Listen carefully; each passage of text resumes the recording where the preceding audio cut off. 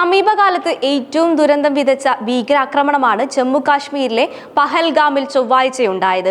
26 വിനോദസഞ്ചാരികൾ കൊല്ലപ്പെടുകയും നിരവധി പേർക്ക് പരിക്കേൽക്കുകയും ചെയ്തു. 5 പേരുടെ നില അതീവ ഗുരുതരമാണ്. തമിഴ്നാട്, കർണാടക, ഗുജറാത്ത്, മഹാരാഷ്ട്ര എന്നിവിടങ്ങളിൽ നിന്നാണ് സഞ്ചാരികൾ എത്തിയത്. പരിക്കേറ്റ 12 പേരെ അനന്ത്ഗാമിലെ സർക്കാർ മെഡിക്കൽ കോളേജ് ആശുപത്രിയിൽ പ്രവേശിപ്പിച്ചിട്ടുണ്ട്. ആക്രമണം നടന്നത് 7 ഭീകരരുടെ സംഘമാണെന്നാണ് സുരക്ഷാ സേന വ്യക്തമാക്കിയത്. വെടിവെച്ച് മുഴങ്ങിയതോടെ വിനോദസഞ്ചാരികൾ 4 പാടും ചിതറിയോടി.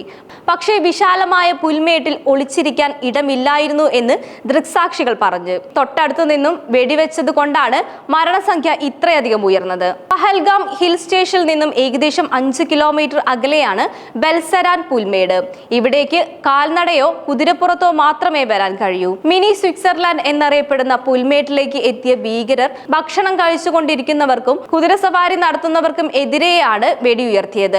ഭീകരാക്രമണത്തിന്റെ പശ്ചാത്തലത്തിൽ ആഭ്യന്തരമന്ത്രി അമിത് ഷാ ശ്രീനഗറിൽ എത്തി. ഷാ ഉന്നതതല യോഗം വിളിച്ചിട്ടുണ്ട്. ജമ്മു കാശ്മീർ മുഖ്യമന്ത്രി ഒമർ അബ്ദുള്ളയും ആക്രമണത്തിലുണ്ടായ സ്ഥലത്തേക്ക് എത്തിയിട്ടുണ്ട്.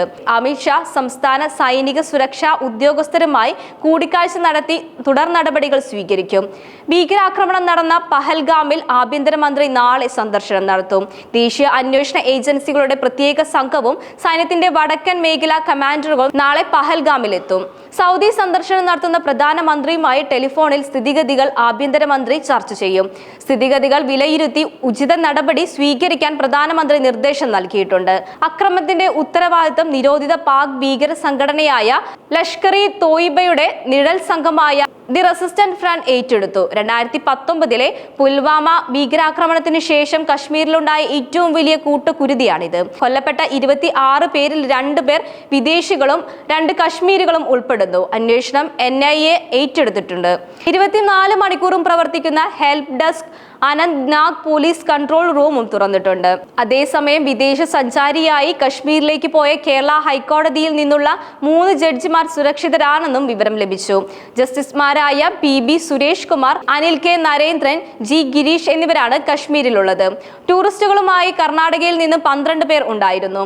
ഒരേ സംഘത്തിൽ ഉള്ളവർ അല്ല ഇവരെന്നും റിപ്പോർട്ടുണ്ട്. കുടുംബവുമായിട്ടാണ് കൊല്ലപ്പെട്ട മഞ്ജുനാഥ് റാവുവും എത്തിയത്. ഇന്ന് രാവിലെയാണ് മഞ്ജുനാഥ് റാവും കുടുംബവും പഹൽഗാമിൽ എത്തിയത്. 4 ദിവസം മുൻപാണ് മഞ്ജുനാഥും കുടുംബവും ജമ്മു കാശ്മീരിലേക്ക് പോയത്.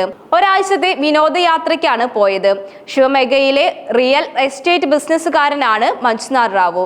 ഇന്നലെ ഉച്ചയോടെയാണ് വിനോദസഞ്ചാരികൾക്ക് നേരെ ഭീകരർ ആക്രമണം നടത്തിയത്. വെടിവെപ്പിന് പിന്നാലെ പ്രദേശത്തിന്റെ നിയന്ത്രണം സുരക്ഷാ സേന ഏറ്റെടുത്തു. പ്രദേശം വളഞ്ഞ സേന ഭീകരർക്കായി വ്യാപക തിരച്ചിൽ ആരംഭിച്ചിട്ടുണ്ട്. കൂടാതെ റോഡുകളിൽ പരിശോധനയും ശക്തമാക്കി. സഞ്ചാരികളെ പ്രദേശത്തു നിന്നും സുരക്ഷിതമായ സ്ഥലത്തേക്ക് മാറ്റിയിട്ടുമുണ്ട്.